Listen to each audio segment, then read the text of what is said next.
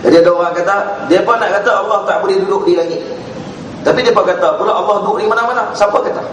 Ahli sunnah wal jamaah, Asy'ariyah wal Maturidiyah tidak pernah menyebut bahawa Allah ni di mana-mana.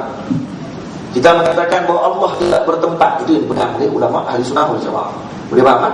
Jadi yang dimasukkan kan yarhamukum man fis sama', maksudnya adalah mereka akan dikasihi oleh makhluk Allah Ta'ala yang berada di langit, ditakdirkan dengan kalimah tersebut. Ini para malaikat dan para salihin, anbiya illah alaihi salatu wassalam yang berada di langit tersebut. Boleh faham? Itu yang akan memberi rahmat dan berkasih sayang orang yang berkasih sayang. Kenapa hadis ini diriwayatkan terlebih dahulu? Kata guru kami yang mula, Syekhuna Amr Wardani hafizahullah taala, untuk memulakan kehidupan kita dengan kasih sayang. Kalau kamu nak belajar hadis, kamu kena ada kasih dalam hati kamu kepada umat Islam yang lain. Orang yang mengaji hadis, dalam hati dia penuh dengan kasih sayang. Bila penuh kasih sayang, maka dia tak cepat nak kafirkan orang, dia tak cepat nak murtadkan orang, dia tak cepat nak bid'ahkan orang. Faham? Bila ada kasih sayang dalam hati, bila ada kasih sayang, kita akan, orang kalau dia sayang pada seorang, maka dia akan cari jalan untuk nak elakkan daripada kata orang ni silap, ataupun nak kata orang ni mungkin tersilap ke. Nak kata silap sengaja tak? Boleh faham?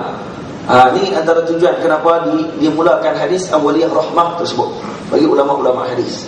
Jadi silaplah orang yang mengaku dia ahli hadis, kami ini pengikut ahli hadis, tiba-tiba dalam hati mereka ni penuh dengan hiqdun, dengki, hasad. Lepas tu dia kutuk orang lain, kata orang ni bid'ah, orang ni kafir, orang ni semua murtad, semua kali masalah daripada Allah Ta'ala sekalian. Tak kira kalau hampa pok Wahabi sekalipun, ataupun ahli sunnah sendiri ni, hai ikut ahli sunnah tapi kerja duk murtad kau orang, tak jadi ni, tak boleh gitu. Taman sebut nampak ni ada sebut satu cerita dalam soal Abad dalam satu majalah. Ustaz Zahadan tulis dalam buku majalah tersebut. Ni saya cerita tak habis, cerita bagi Habib, dengar ni Habib. Nah, dia apa kata aku sekali pula. Ingat. Ustaz Zahadan kata apa dalam majalah tu? Tersilap majalah tu, tersilap tulis apa yang dia kata. Allah Alam. Yang memanglah dia ada buat silap sebelum ni. Dia ada kata mak ayah Nabi, dia keluarkan pandangan kata mak ayah Nabi masuk neraka Allah Ta'ala. Orang marah dah tu. Tiba-tiba keluar pula dalam majalah ni, dia kata pula, kata Nabi SAW pada sebelum diutus menjadi Rasul hidup dalam zaman jahiliah, kemudian diberi hidayah pada umur 40. Allah. Jadi kata tulis gitu. Jadi ada seorang ustaz lain pula tulis pula dalam Facebook, kata saya mengisytiharkan Zahadan ini murtad. Tu dia. Tu pula dah. Kerana menghina Nabi SAW. Apa alasan pada kata bab menghina Nabi ini perkara yang dilaknat oleh Allah Ta'ala. Tiba-tiba bawa pula balik dalam soal kan dalam majalah ada itu. Bawa pula kata tarik balik, sebenarnya Ustaz Zahadan tak tulis benda tu. Hak tulis tu editor majalah, dia tersilap tarik. Ni kata cepat sangat, kita cepat sangat menghukum orang sebelum tabayun, sebelum kita cek dulu. Cek dulu lah. Bak tulis ni kena boleh silap dalam masalah cetak. Kena cek dulu. Yalah, kalau dia ada silap sebelum ni, janganlah dia pergi kek benda tu, tak boleh. Kita bukan ahli sunnah, bukan begitu. Kalau kamu betul-betul ulama, kamu nak tegur, kan cara begitu kamu nak tegur. Ini bukan rahmah.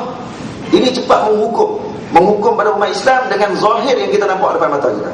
Na'udzubillah min dzalik. Ini jadi fitnah pada umat Islam. Kita semangat sangat nak lawan dengan Wahabi. Nampak orang paman pelik sikit pada kita, Wahabi bodoh. Tu kan? Ini Wahabi.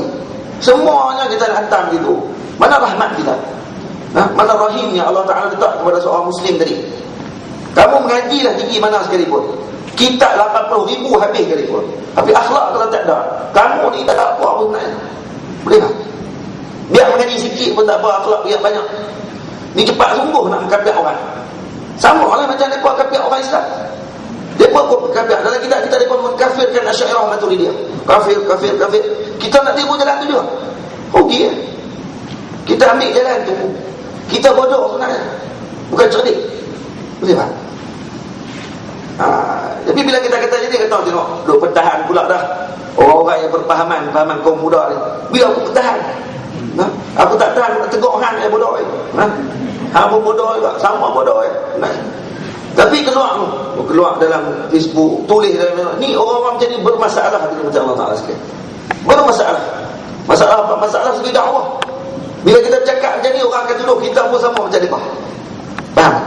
Kita pun sama dengan pok yang suka kafirkan orang, kafirkan Wahabi dan sebagainya. Kita bukan begitu. manhaj Azhar tidak begitu ajar orang. Nah, ni yang semangat belajar saya. Ya, lepas tu dia guna kalam Tuan Guru Haji Abdullah Fahim, jaga-jaga dengan golongan Khawarij akhir zaman yang akan keluar, yang mana menyesatkan orang, sesat lagi menyesatkan. Dia guna kalam tu, seorang mengatakan Syekh Abdullah Fahim mengkafirkan puak tu. Hadirin kena tengok balik lah. Tuan Guru Haji Abdullah Fahim sebut tu macam mana kondisi dan perkara yang tersebut. Kena bagi faham elok. Nah, jangan pakai hukum ambil kalam tersebut gunakan untuk kafirkan terus semua orang. Tak boleh. Kita, tujuan kita ni sebagai da'i, bukan penghukum. Hang bukan mufti nak murtadkan orang. Tu tak jadi mufti tu. Kalau jadi mufti, Allahu Akbar, sikit semua orang dia akan murtad. Tulis nama pula ni pokok murtad.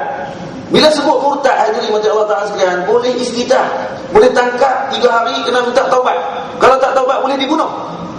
Kalau kata dia kata saya nak taubat apa, saya tak buat apa pun, saya tak kata apa pun, tiba-tiba dibunuh. Kita dah bunuh orang yang kadang-kadang dia tak kata apa benar. Boleh tak? Ni masalah. Ni saya nak marah. Nak marah bukan kat Wahabiyah ni, nak marah kat Ahli Sunnah Wal Jamaah ni bodoh. Faham tak?